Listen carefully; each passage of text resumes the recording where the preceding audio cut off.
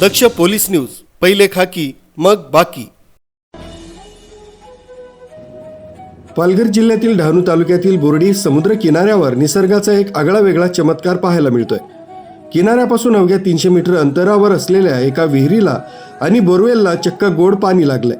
खारट पाण्याच्या पट्ट्यात आढळलेला हा गोड पाण्याचा स्रोत कुतूहलाचा विषय ठरला।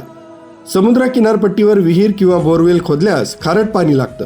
बोर्डी येथील मुख्य रस्त्याला लागून असलेल्या या ठिकाणी जमिनीतून पिण्यायोग्य स्वच्छ आणि गोड पाणी येत आहे।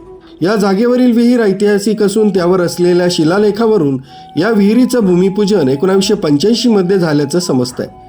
सुमारे 40 वर्षांहून अधिक काळ ही विहीर आणि त्यासोबत असलेली बोरवेल ग्रामस्थांची तहान भागवते। विशेष म्हणजे समुद्राच्या इतक्या जवळ असूनही पाण्याचा गोडवा आजही तसाच आहे। परिसरातील अनेक नागरिक पिण्याच्या पाण्यासाठी याच बोरवेलवर अवलंबून आहेत। 12ही महिने या पाण्याचा फोर्स चांगला असतो।